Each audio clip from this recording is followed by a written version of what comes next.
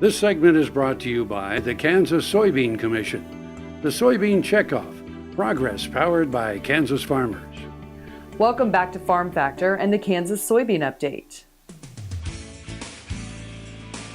This is the Kansas Soybean Update. It's brought to you by the Kansas Soybean Commission. The Soybean Checkoff, progress powered by Kansas farmers. Kaleb Little, who is the Senior Communications Manager for the National Biodiesel Board, is joining us. And Kaleb, it's safe to say in 2016, there was definitely a record market for the use of biodiesel. You are absolutely right. 2.9 billion gallon biodiesel and renewable diesel market in 2016, almost 40% higher than the previous record. So pretty tremendous growth for the industry. Where did we see the most growth at? All across the country. We're the National Trade Association for the industry, and we have members in almost all 50 states. A large portion of biodiesel is produced right here in the Midwest, but we've seen growing volumes of production on the East Coast, West Coast, Texas, just all across the country. And those are jobs, those are industries that are supporting record number of jobs, more than 64,000 U.S. jobs supported by the biodiesel industry, more than $11 billion total economic impact. And it's amazing to see getting into these major metropolitan areas, diesel and renewable diesel in all these places. We've seen industry successes all across the country last year. City of New York increased the amount of biodiesel used in home heating oil, actually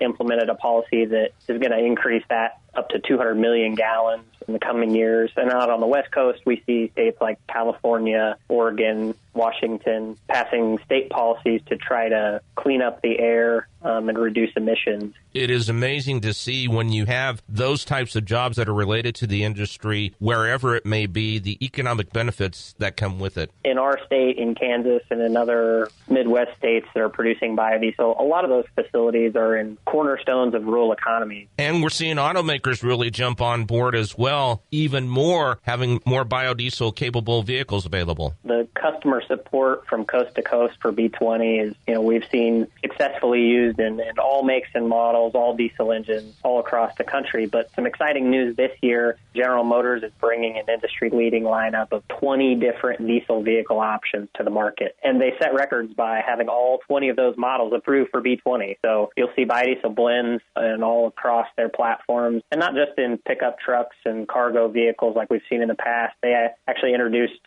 3 new diesel models in the Chevy Cruze, the small passenger car, and the Chevy Equinox and GMC Terrain. They're small SUVs, so really bringing diesel options to the general public. Kaleb Little, Senior Communications Manager with the National Biodiesel Board, has been our guest on the Kansas Soybean Update. It's brought to you by the Kansas Soybean Commission. The Soybean Checkoff, progress powered by Kansas farmers. Learn more at kansassoybeans.org. For Kansas Soybeans, I'm Greg Akagi.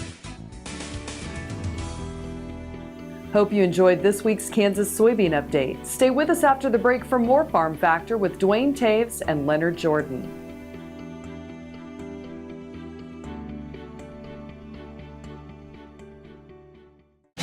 This Medford, New Jersey school bus runs on biodiesel, and so do these. In fact, all of these buses run on clean-burning biodiesel, which is great because the more we use biodiesel in our heavy-duty vehicles, the less carbon pollution in our air. Think how great it would be if more of our school buses ran on biodiesel. More biodiesel, less carbon pollution. More is less. Biodiesel, America's advanced biofuel.